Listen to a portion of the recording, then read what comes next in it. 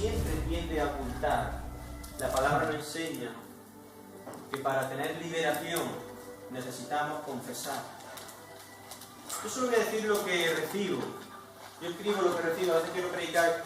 Llevo ya varias semanas queriendo predicar sobre el perdón, como 3 semanas y no puedo todavía. Cuando recibo algo lo apunto y tengo que predicarlo. Y en ocasiones no estamos ocultando un pecado, porque no estamos pecando. Pero ocultamos cosas que hacemos que nos tientan a pecar. Muchas veces no ocultamos un pecado porque no estamos pecando, pero ocultamos cosas que hacemos que nos tientan a pecar. Y lo ocultamos porque no queremos que nos digan que no está bien. No queremos que nos digan que no debemos ir a ese lugar porque es peligroso. No queremos que nos digan lo que tenemos que hacer porque todavía hay rebeldía en el corazón. Cuando hay rebeldía y orgullo, no nos gusta que nos digan lo que tenemos que hacer. Ocultamos que estamos jugando con la tentación. Muchas veces jugamos con la tentación porque esa tentación es nuestra debilidad. Y jugamos con ella y creemos que somos fuertes y la podemos controlar. Y no nos damos cuenta que en el momento que estamos coqueteando con la tentación, creyendo que la podemos controlar, hemos entrado en el proceso que Satanás tiene para tu vida hasta que consumas el pecado.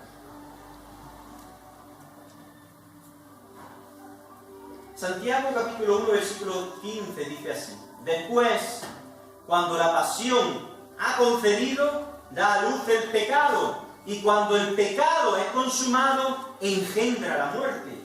Una palabra fuerte. En otra versión dice así: el fruto de estos malos deseos, las concupiscencias, tu debilidad, el fruto es la consecuencia. Una vez concebidos, es el pecado. Y el fruto del pecado, una vez cometido, es la muerte.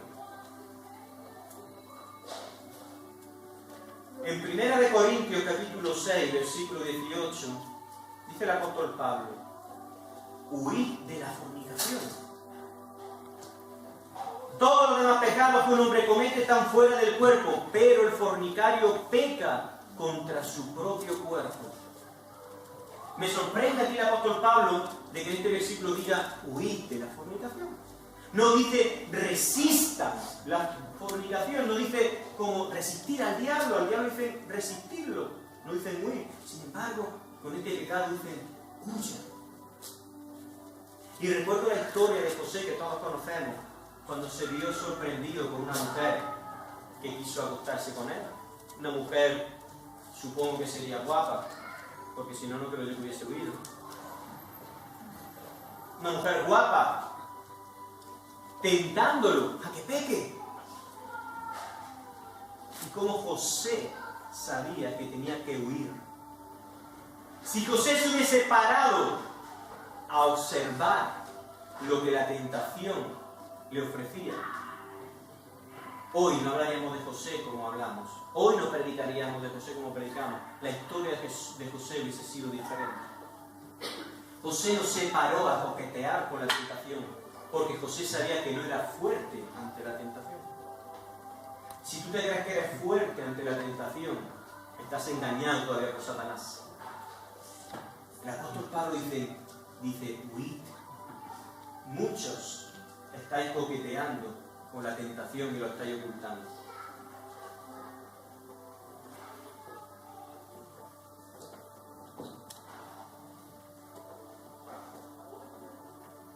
Algunos ocultan en su corazón que están siendo atraídos por su debilidad y no lo confiesan porque creen que son fuertes y no saben que han entrado en el proceso de Satanás para inyectarte la muerte a través del pecado. Y el pecado te engañará haciéndote creer que Dios es injusto por no permitirte disfrutar del placer del pecado. Una vez que empiezas a coquetear con la tentación, tarde o temprano la tentación te atrapa y consumes el pecado. Y el pecado tiene como fruto, como consecuencia, la muerte. El pecado te ciega de tal manera y te engañará haciéndote creer de que Dios es un Dios injusto ¿Por qué no me permite disfrutar de esto?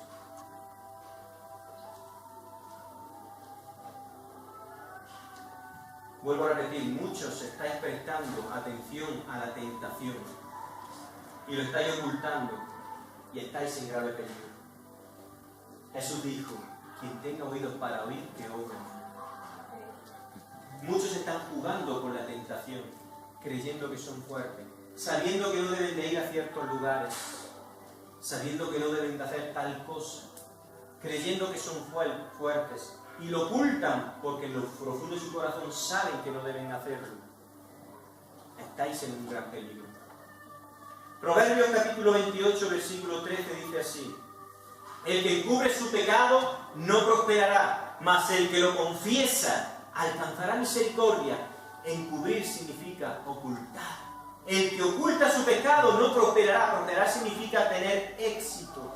Pero aquí la frase no prosperará no hace referencia a una prosperidad material, sino la palabra prosperidad se refiere más bien a una salud física, estado emocional y bienestar espiritual. Y todos sabemos que todo ello conlleva también una prosperidad material. La palabra de Dios está diciendo que a cualquiera que encubre o oculta su iniquidad se le suspenderá de toda prosperidad espiritual. Preguntémosle a David acerca de lo que estamos hablando. Él experimentó esto. Un hombre conforme al corazón de Dios que pecó y tuvo que soportar el peso agobiante que lleva consigo un pecado oculto.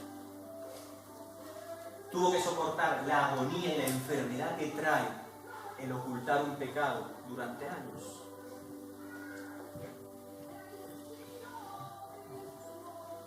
Confesar significa declarar algo que se mantenía en secreto. El que oculta su pecado no prosperará, mas el que lo confiesa, aquello que está en secreto, alcanzará misericordia. Solo los valientes heredan el reino de Dios. Los valientes son aquellos que cuando se equivocan, confiesan. Los valientes son aquellos que se plantan a predicar y dicen: yo un día estuve enganchado a la pornografía, estuve enganchado a la fornicación, pero Dios me liberó. Son aquellos que se plantan aquí para contar su testimonio y dicen: yo, como Pablo, yo antes perseguía a la iglesia, era el peor de los pecadores, pero Jesús me liberó y me salvó de ello. Son aquellos que se plantan aquí y reconocen que son pecadores, que un día estuvieron pecando deliberadamente, pero que hablan de la misericordia de Dios cuando hay arrepentimiento y cómo uno puede vivir una vida de santidad. Esos son los valientes que arrebatan el reino de Dios. David jamás ocultó su pecado después que se arrepintió. Saulo, una vez que hasta Dios le cambió el nombre por Pablo, no dudaba en sus predicaciones de hablar lo que él hizo. Vamos a Salmo capítulo 32.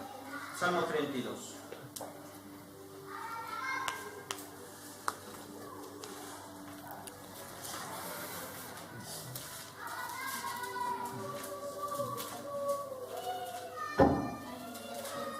Dale, por favor, ¿puedo decirle a los niños que no griten?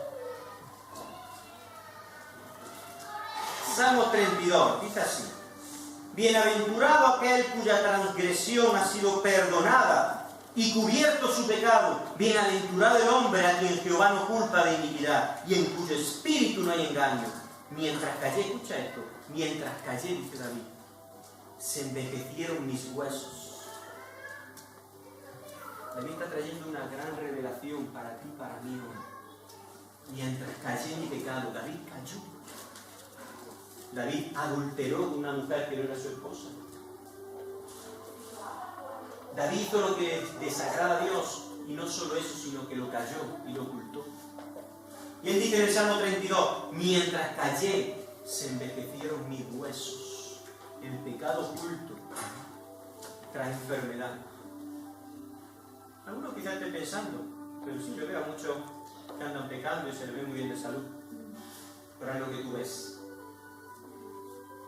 Tú no ves lo interior.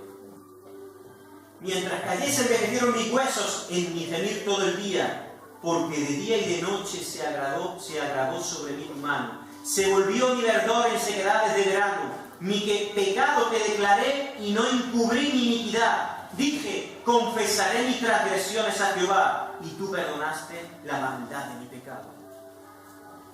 Vemos un hombre que mientras ocultaba su pecado, sus huesos se resentían, su espíritu sufría.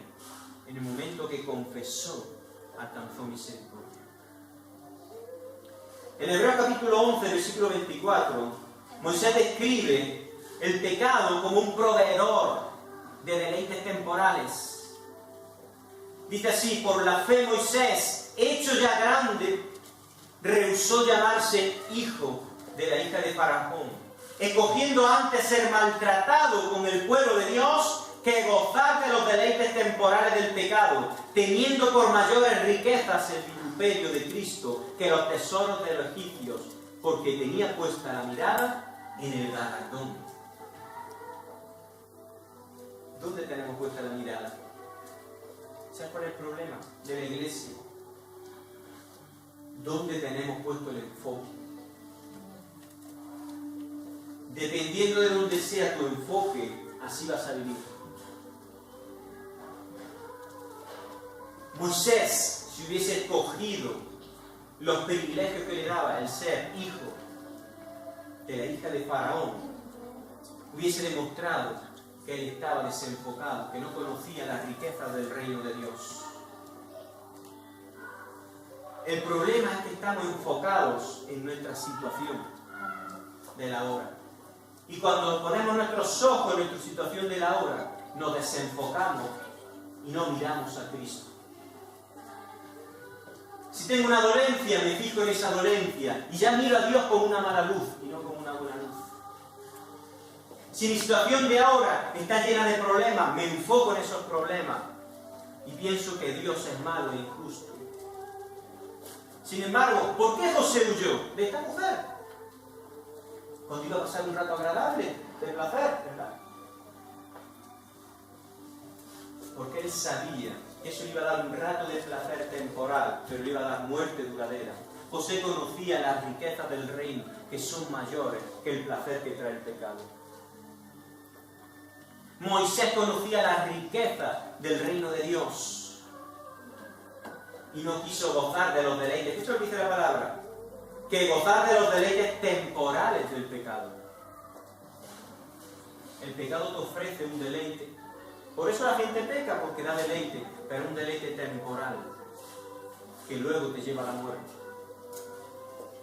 Sin embargo, tuvo Moisés por mayores las riquezas, el vituperio de Cristo, que los tesoros de los egipcios. Quizá hoy, por causa de Cristo, tenga sufrimiento, tenga rechazo. Pero eso es algo temporal, igual que el pecado. El pecado te ofrece deleites.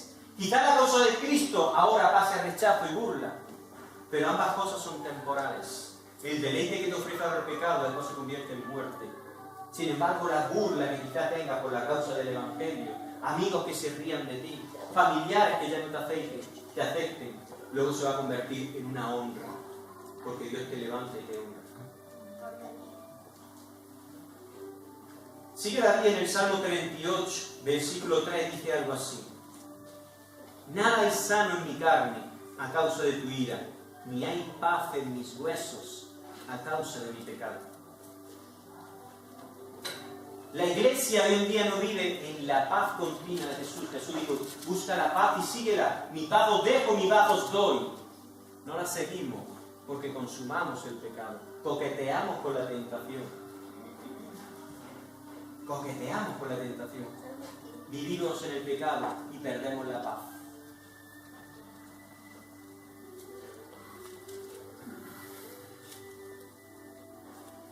Ayer estaba meditando cuando en Mateo capítulo 8, versículo 22, hay un discípulo que le dice a Jesús: Jesús, déjame que primero entierre a mis padres. Y Jesús le dice: sígueme, deja que los muertos entierren a sus muertos. Una palabra dura, o aparentemente dura, pero llena de realidad. Jesús le estaba diciendo, era un discípulo, Anteriormente un maestro de la ley que quería seguirlo, y Jesús le dice que la zorra tiene su guarida y tal, pero el Hijo de Hombre no tiene donde recortar su cabeza. Después viene este discípulo y le dice, déjame que primero entierre a mi padre, deja que los muertos entierren a sus muertos, sígueme a mí. Jesús estaba enseñando que sin Él, aunque ahora vivas, estás muerto.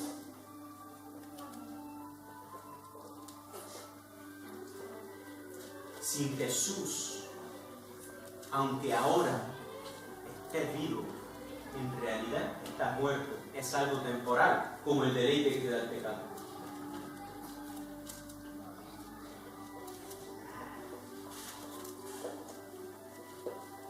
Jesús dijo también, si tu ojo es maligno, todo tu cuerpo es maligno. ¿Has reflexionado sobre estas cosas?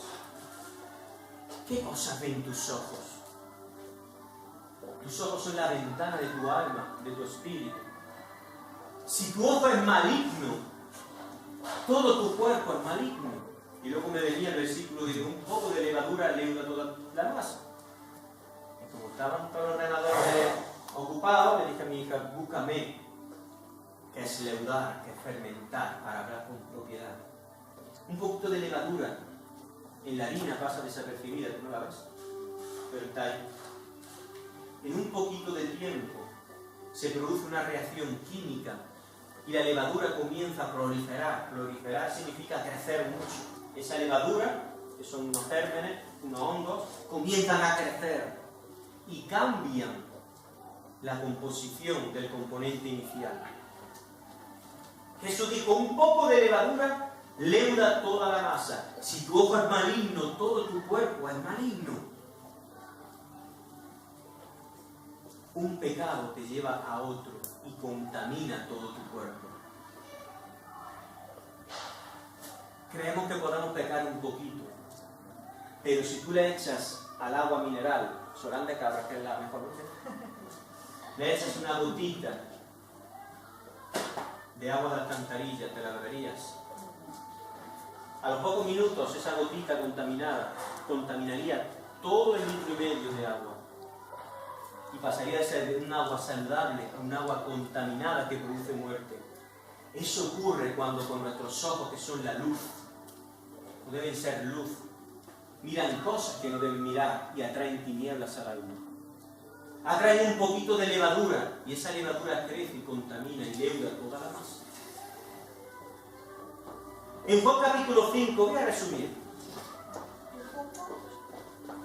En Juan capítulo 5 vemos la historia de un paralítico en el tanque de Betesda. Jesús se acerca y le ofrece sanidad. Jesús lo sana. Pero donde quiero llegar es que luego se lo encuentre otra vez. Era necesario que Jesús le enseñe a este paralítico. Jesús le dice, no peques más para que no te venga algo peor. ¿Qué está enseñando ahí Jesús? Que el pecado trae enfermedad. Muchas enfermedades tienen como consecuencia el pecado, a través del pecado venido. Jesús revela que el pecado tiene consecuencias negativas sobre nuestras vidas. Yo me preguntaba, ¿por qué este hombre pecó? Si el pecado trae enfermedad, ¿por qué pecamos? Porque el pecado es como un caramelo, dije una vez, con diferentes capas. La primera capa es de sabor agradable, sabor a fresa, sabor a mango.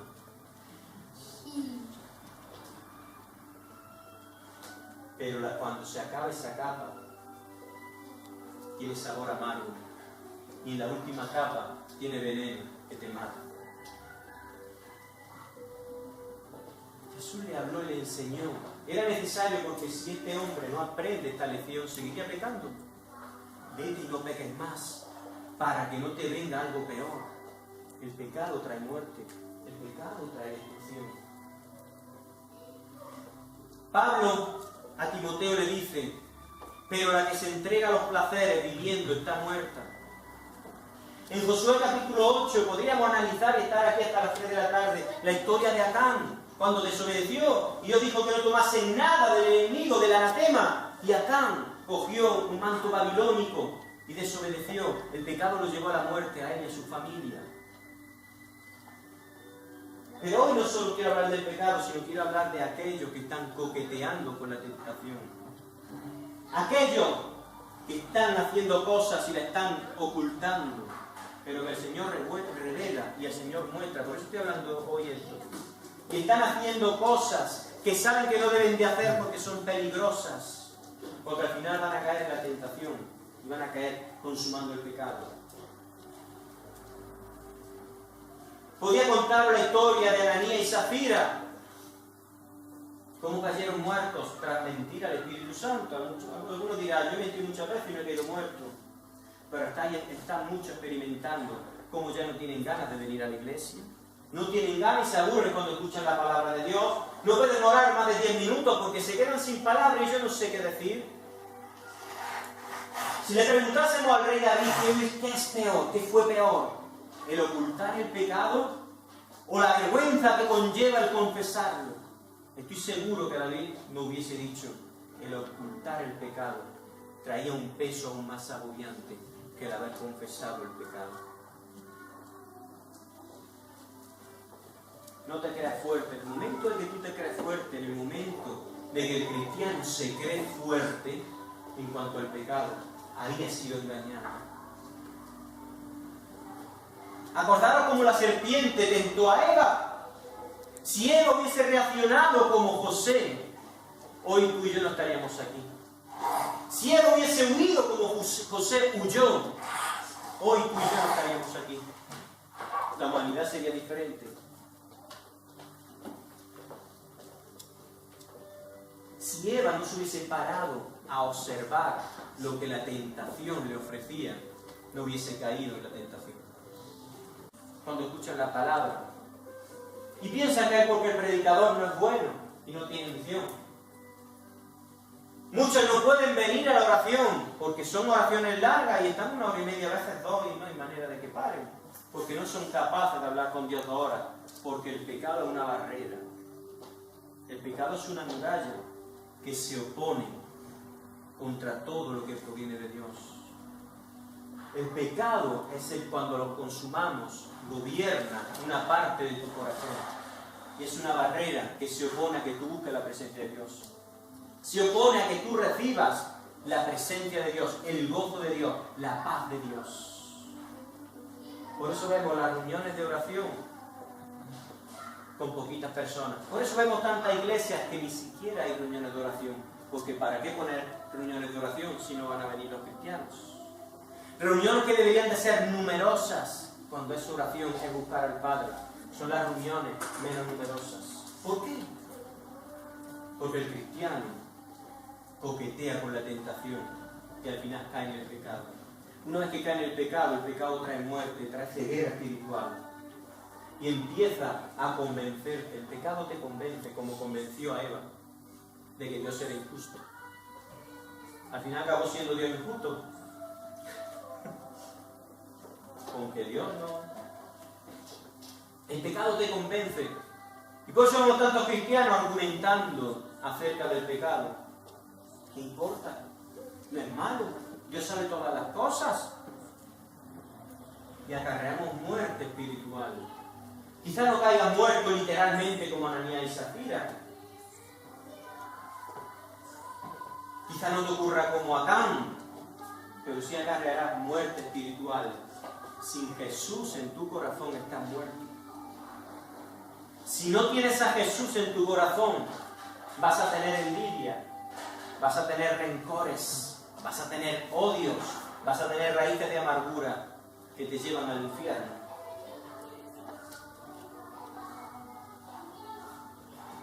El que tenga oídos para oír, que oiga, dijo Jesús. Si hay odio en tu corazón, hay rencores, y no me importa la experiencia que hayas tenido, no me importa lo que te hayan hecho, lo que te haya hecho tu tío, tu padre, tu madre, tu vecino, el jefe de trabajo, ¿qué importa? Mal le hicieron a Jesús. Si tú dejas que esa raíz de amargura guíe tu vida, aunque vivas, estás muerto. Aunque pienses que estás vivo, estás muerto. Sin Jesús, toda persona está muerta. Jesús es la vida. Es tiempo de no coquetear con el pecado. Es tiempo de amar la corrección. ¿Por qué digo de amar la corrección? Porque el sabio ama la corrección, mas el necio la rechaza. Es tiempo de que la iglesia sea sabia. Es tiempo de los jóvenes que vayan en contra de corriente. ¿Qué es ir en contra de corriente? Huid de las pasiones juveniles, le dijo Pablo a Timoteo. Huye de las pasiones juveniles. Es tiempo que los jóvenes se levanten. Jóvenes como José. Jóvenes como Daniel. Jóvenes como Sadrach y Mesach y Abednego. Que iban en contra de la corriente. Que iban en contra de las pasiones juveniles. Que iban en contra de lo que Dios desagrada. A Dios no le agrada. Es tiempo de que de la iglesia se levanten esos jóvenes. Que amen la santidad, pero no una santidad exterior, sino una santidad que nace del corazón, de lo profundo del corazón. Es tiempo de que la iglesia se levante y entienda que todo te es lícito, pero no todo te conviene. Es tiempo de una iglesia que se levante en santidad y tenga relación con el Espíritu Santo. Y no vaya el pastor haciéndole preguntas, lo digo en inglés, foolish thing, pero lo traduzco, estúpidas. Pastor, ¿he pecado de la discoteca? Pastor, ¿he pecado? Hay cosas que el Espíritu Santo te muestra. Hay cosas que el pastor no te tiene que decir. Quizá el Espíritu Santo no le agrada que te juntes con tal chico, porque el diablo te va a tentar. Y el pastor no te puede decir eso. Es tiempo de que una iglesia tenga discernimiento. Discernimiento del Espíritu Santo. Y eso no lo podemos tener si no amamos al Espíritu Santo. ¿Y cómo sé yo que amo al Espíritu Santo? Cuando yo anhelo tener una relación con el Espíritu Santo.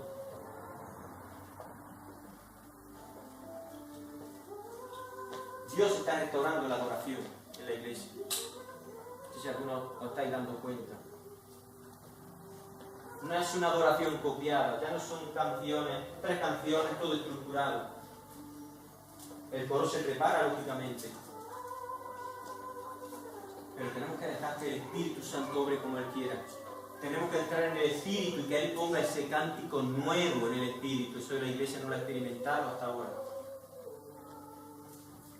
Tenemos que anhelar el hablar en lengua para comunicarnos con Dios a través del Espíritu. Tenemos que anhelar las cosas del Espíritu y no conformarnos. Eso es amarlo a Él, querer más de Él, más de su presencia. Un cristiano que ama la adoración muestra que ama a Dios. No digo que ama las canciones.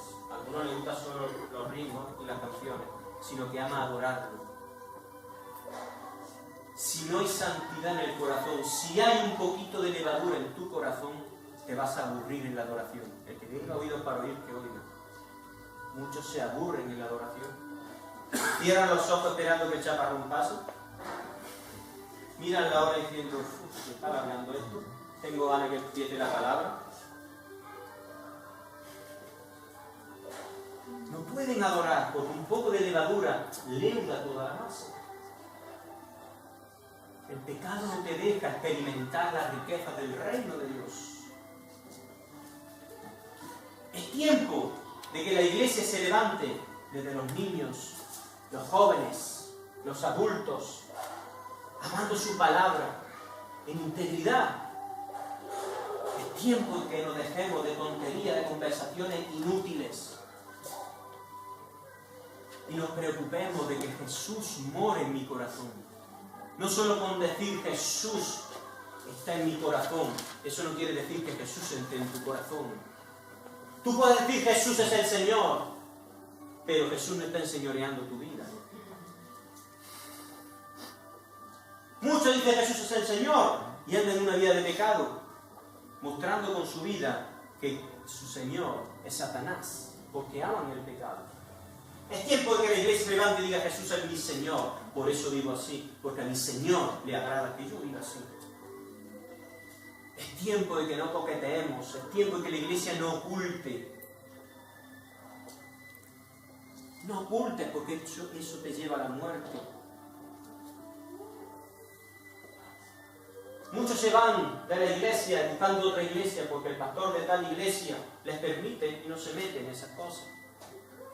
¡Qué error más grande! Es como si te va a un médico que sabe que tienes un cáncer, pero no te lo dice y no te da el tratamiento. Después mueres. No estamos jugando con la religión. Yo detesto la religión. Guardaos de la levadura de los fariseos y los saduceos, lo dijo Jesús. Guardaos de la enseñanza, se refería, de los religiosos. Iglesia, tiempo, vamos a terminar ya, de decisiones. A mí no me importa que estemos poquitos, sé que el Señor va a dar una explosión y la iglesia va a crecer, no sé cuándo, pero el Señor no ha hablado, yo sé que va a crecer, pero antes de crecer, la adoración tiene que ser restaurada, la adoración y su santidad. No me importa predicar estas cosas y que otras se vayan a otra iglesia, no me importa. Me importaría si no predico lo que Dios me da y Dios se desagrada de mí.